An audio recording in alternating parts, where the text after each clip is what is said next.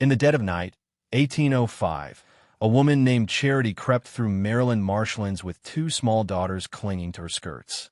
Behind her lay a failed escape, recaptured children, and the whip marks of punishment. Ahead lay 1,000,000 acres of supposedly barren wasteland that white settlers had abandoned as worthless, the New Jersey Pine Barrens. What they called worthless, the desperate called salvation. What they deemed uninhabitable, the hunted made home. Welcome to Historic Crimes TV, where you get the true story of events that have happened in the past, which helped shape the history of the world that we're living in. Before we begin, comment where in the world you are watching from and make sure to subscribe because tomorrow's story is one you don't want to miss. The New Jersey Pine Barrens sprawled across more than 1,000,000 acres of dense forest, acidic swampland, and sandy soil so poor that European farmers had declared it worthless. The tangled pitch pines grew thick as prison bars. Cedar swamps oozed with iron-red water. The sandy paths twisted into labyrinths where even locals could lose their way. It was perfect. While wealthy planters sought rich farmland, freedom seekers recognized these barren lands for what they truly were, a fortress of nature. The Pine Barrens became a place to hide for those fleeing oppression, Hessian deserters from the Revolutionary War, British Loyalists, Quakers, Native Americans escaping genocide, and black people escaping slavery. Levin Steele had worked and saved for years on a Maryland plantation, every coin bringing him closer to an impossible dream. In 1798, he achieved what few enslaved people could. He purchased his own freedom. But freedom came with a terrible price, leaving behind his wife Sydney and their children, still bound in chains.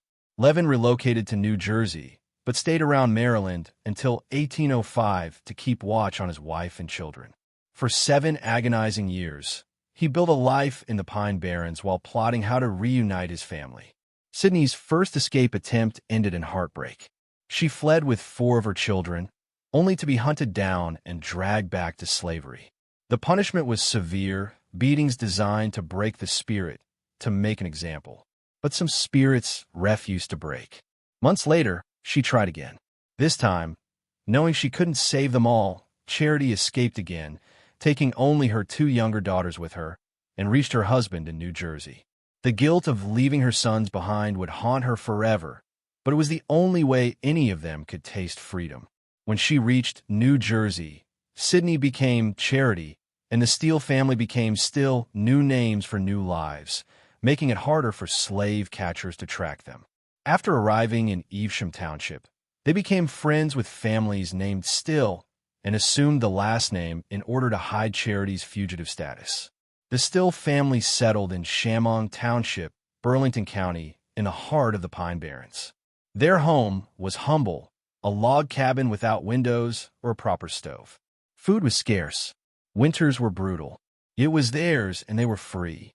Following her escape, Charity and Levin had 14 more children, of whom William was the youngest. Each child born on free soil represented a victory over the system that had tried to destroy them.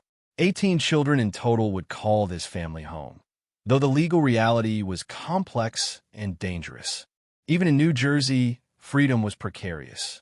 Though these children were born in the free state of New Jersey, under Maryland and federal slave law, they were still legally slaves, as their mother was an escaped slave. According to New Jersey law, however, they were free. This legal contradiction hung over the family like a sword.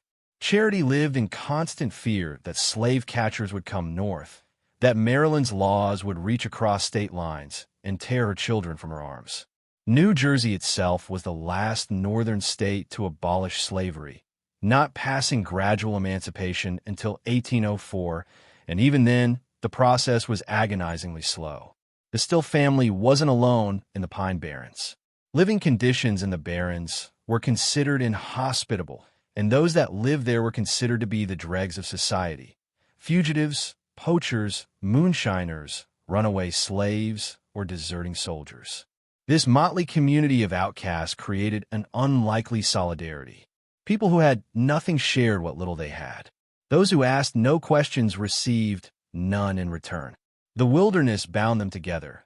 They survived by harvesting cranberries from the bogs, hunting deer and small game, gathering sphagnum moss to sell, working in the iron forges and sawmills scattered throughout the forest.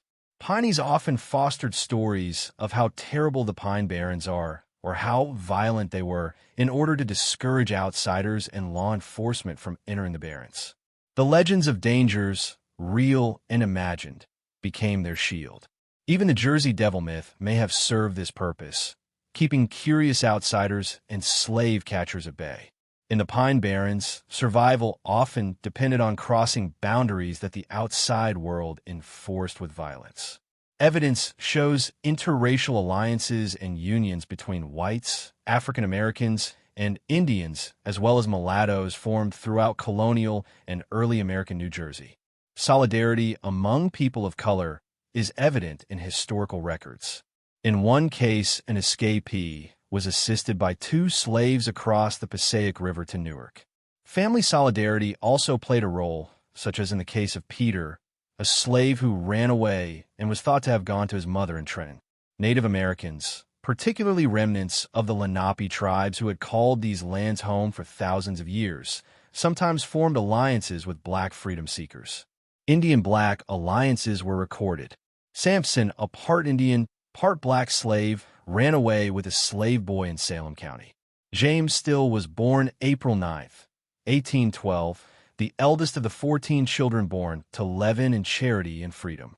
At age 3, when a doctor came to vaccinate the children, young James became fascinated with medicine.